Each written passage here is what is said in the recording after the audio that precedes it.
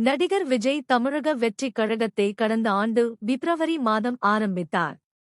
அக்டோபரில் விழுப்புரம் மாவட்டம் விக்கிரவாண்டியில் மிகப்பெரிய மாநாட்டை நடத்திக் காட்டினார். அப்போது தவேகவின் கொள்கை எதிரி பாஜக என்றும் அரசியல் எதிரி திமுக என்றும் வெளிப்படையாக அறிவித்தார். அதே சமயம் பாஜகவை விமர்சிப்பதைக் காட்டிலும் விஜய் திமுகவையே அதிகமாகவும் நேரடியாகவும் விமர்சிக்கிறார். பாஜகவை பட்டும் படாமல் விமர்சிக்கிறார். ஆனால் இதுவரை அதிமுக ஆட்சி தொடர்பாக விஜய் எந்த விமர்சனத்தையும் முன்வைத்தது இல்லை.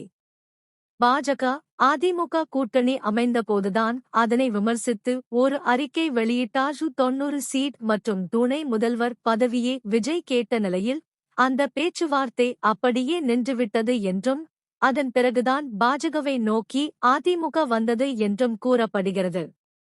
இந்த நிலையில் விருதுநகரில் செய்தியாளர்களிடம் பேசிய அதிமுக முன்னாள் அமைச்சர் ராஜேந்திர பாலாஜி, கோவையில் விஜய் நடத்துவது பூத் கமிட்டி கூட்டம் இல்லை, அது பொதுக்கூட்டம் போல உள்ளது.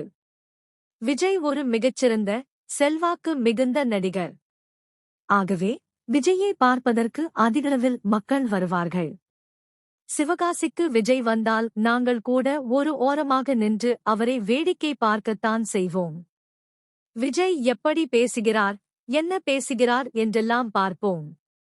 ஆனால் அரசியலில் அதையெல்லாம் வைத்து ஒரு முடிவுக்கு வந்துவிட முடியாது. கூட்டம் சேருவது எல்லாம் ஓட்டாக மாறாது. 2011ஆம் ஆண்டு திமுகவுக்கு ஆதரவாக வடிவேலு தமிழகம் முழுவதும் பரப்புரை செய்தார். சிவகாசி, விருதுநகரில் அவருக்கு திரண்ட கூட்டத்தை பார்த்து நாங்கள் அரண்டு போனோம். ஆனால் தேர்தலில் அதிமுக தான் வெற்றி பெற்றது.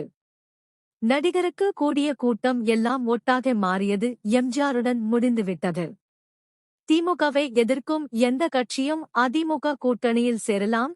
தவேக தலைவர் விஜய் உள்ளிட்ட யார் வேண்டுமானாலும் வரலாம் என்று தெரிவித்தார்.